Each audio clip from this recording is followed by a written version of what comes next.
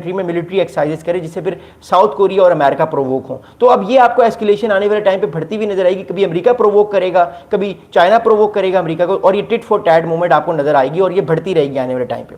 अगला बड़ा important point है, मैं आप लोगों के जो कमेंट्स देख रहा हूँ, बस ये मैं वीडियो एंड होने वाली, फिर मैं आप लोगों के कमेंट्स के जवाब देता हूँ। आप लोग कमेंट्स करते रहे, क्वेश्चंस करते रहे आप लोग। अच्छा, अगला इंपॉर्टेंट क्या स्टेटमेंट देखिए, ह्यूमैनिटेरियन क्राइसिस भी बढ़ेगा साउथ चाइना सी में। जो ये कॉन्फ्लिक्ट बढ़ेगा, ह्यूमैनिटेरियन क्राइसिस भी बढ़ेगा।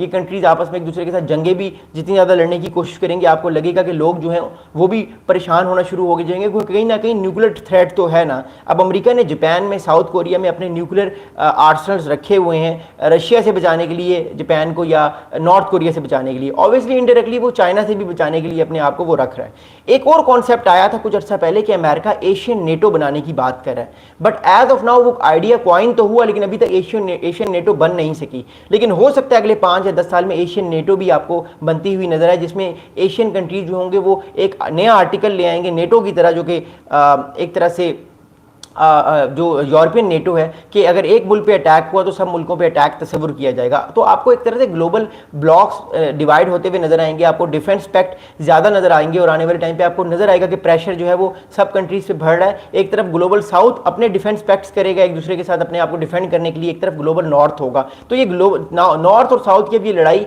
बढ़ती रहेगी और इसमें इंटेंसिटी आपको ज्यादा नजर आएगी। और जो ग्लोबल शिफ्ट है वो बहुत ज्यादा आपको नजर आएगा, नए अलायंसेस आपको नजर आएंगे। जिस तरह आपको याद होगा कोल्ड वॉर 1.0 थी जो 1945 से 1991 तक लड़ी गई, कोल्ड वॉर 1.0, पहली कोल्ड वॉर, जो कि जिसमें अमेरिका था एक तरफ, दूसरी तरफ सोवियत यूनियन था। अमेरिका नेटो को लीड कर रहा था और सोवियत यूनियन जो था वो अपने ब्लॉक को लीड कर रहा था। तो दैट्स रीजन व्हाई अमेरिका और एक तरफ अमेरिका आपको अब नजर आएगा अगले 5-10 साल में, उसके एलाइज होंगे, दूसरी तरफ चाइना होगा, रशिया होगा, उसके एलाइज होंगे। तो दुनिया एक तरफ से नई ग्लोबल डिवाइड की तरफ जा रही है, और इस बार इंटेंसिटी कोल्ड वॉर जो 2.0 में हम आ चुके हैं, ये सेकंड कोल्ड वॉर है जो 2017 से शुरू हो चुकी है। तो इस कोल्ड वॉर में भी देखना होगा कि किसका पलड़ा भारी होगा। एज ऑफ नाउ अगर हम नंबर्स को देखते हैं, अगर हम रियलिस्टिकली चीजों को देखते हैं, तो अमेरिका फिर भी उसका पलड़ा थोड़ा सा भारी है, क्योंकि अमेरिका के एलाइज बहुत ज्यादा हैं रीजन में, चाहे वो नेटो हो, चाहे वो ईस्ट एशियन कंट्रीज हो, चाहे वो साउथ एशिया हो। अमेरिका के एलाइज ज्यादा हैं चाइना और रशिया के मुकाबले में। लेकिन टाइम विल टेल कि क्या वाकई चाइना अपने नए एलाइज भी बनाएगा, चाइना अपने आप को और स्ट्रॉन्ग करेगा रीजन में, और अपने जो इलाका वो क्लेम करता है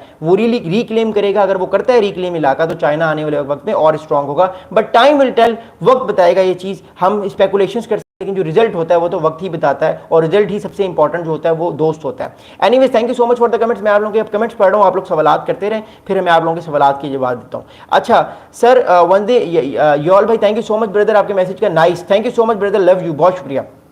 ब्लैक लीडर गुड इवनिंग, कैसे हैं ब्रदर आप? ठीक हैं, खैरियत से? Thank you so much for the comment. Grab भाई कह रहे हैं I am from Philippines. Grab thank you so much, Philippines से हैं आप, कैसे हैं आप? ठीक हैं। यासीन खान भाई गुड मॉर्निंग, कैसे हैं आप? ठीक हैं यासीन भाई। फॉक्स एक्स्ट्रा भाई, thank you so much Fox भाई, बहुत शुक्रिया आपके मैसेज का। यासीन खान भाई गुड इवनिंग ब्रदर, कैसे हैं आप? ठीक हैं। Lucknow, if I am not wrong, Lucknow भाई आपने जो है वो मैसेज हिंदी में किया, इसको इंग्लिश में कर दीजिएगा, मैं पढ़ नहीं पा रहा, I am so sorry. Thank you Lucknow भाई, बहुत शुक्रिया। कवि, हेलो कवि, कैसे हैं आप? ठीक हैं। प्लीज़ मेरे चैनल को आप लोग सब्सक्राइब कीजिएगा। मेरे ऑलमोस्ट 985 फॉलोअर्स हो चुके हैं, मुझे सिर्फ 15 सब्सक्राइबर चाहिए, ओनली 15, ताकि मेरे 1000 कंप्लीट हो जाए। तो प्लीज़ आज आप 1000 मेरे सब्सक्राइबर कंप्लीट कर दें, and I love you all, बहुत शुक्रिया, थैंक यू। कवि thank you so much for the comment. Rohit चमार भाई कैसे हैं आप? ठीक हैं, खैरियत से हैं? Thank you so much for the comment. सरवंदिया कैसे हैं आप? ठीक हैं, खैरियत से हैं? अभिनंदन पाल ब्रदर कैसे हैं आप? ठीक हैं। रोहित चमार ब्रदर आपका मैसेज जो है वो हिंदी में है, इसको इंग्लिश में ट्रांसफ़र कीजिएगा, मैं हिंदी पढ़ नहीं सकता, I am so sorry. Thank you Rohit भाई। इधर उधर की बात कैसे हैं आप? इधर उधर की बात, खैरियत से हैं? Love you bro. Ashutosh Pandey भाई वेलकम करता हूँ आपको, कैसे हैं आप? आप कह रहे हैं आशुतोष भाई कह रहे हैं भाई उमरकोट डिवीजन है ये डिस्ट्रिक्ट? आई थिंक ब्रदर ये उमरकोट जो है ये डिस्ट्रिक्ट है, आई थिंक नहीं sorry, I think Umerkot division है, मुझे चेक करना पड़ेगा, बट आई थिंक ये डिवीजन है। But thank you so much Ashutosh Pandey भाई for the love and respect. आप लोग मैसेजेस करते रहे, मैं आप लोगों के सवालात के जवाब देता हूँ, आप लोग बड़े प्यारी बातें करते हैं, thank you so much, I love you lot. इधर उधर थैंक यू सो मच, इधर उधर आई लव यू ब्रदर, बहुत शुक्रिया। न्यू किड राहुल कैसे हैं आप? ठीक हैं। आपने कहा है मैंने सुना है आपके उधर बहुत बारिश हुई है, क्या ये बात सच है? जी ब्रदर, बहुत ज़्यादा बारिश हुई है हमारी तरफ, बहुत ज़्यादा फ्लड्स भी आए हैं, बहुत सारे लोग डूबे भी हैं unfortunately, but that's how it is. But thank you so much, बहुत शुक्रिया, बहुत शुक्रिया, thank you so much for the love new kid. Ashutosh Pandey भाई कह रहे हैं भाई देखा आपने कश्मीर फाइल्स ब्रदर? मैं नहीं देख सका, मैं जब से उठा हूँ ना तब से मैं रिसर्च कर रहा हूँ, बट आई प्रॉमिस कि मैं वीकेंड पे उसको ज़रूर देखूंगा, क्योंकि मैंने लाइव भी आना था एक दो और। आज हमारा जो लाइव है वो 5-6 घंटे की होगी, रात को पूरी रात आज हम लाइव होंगे, तो वो भी बहुत important. But thank you so much, बहुत शुक्रिया आशुतोष भाई, bundle of thanks. Drill Thiel भाई कैसे हैं आप, ठीक हैं? Thank you so much for the love and thank you so much for the respect, love you drill भाई, बहुत शुक्रिया। स्टोरी विद विकी ब्रदर कैसे हैं आप, ठीक हैं? आप कह रहे हैं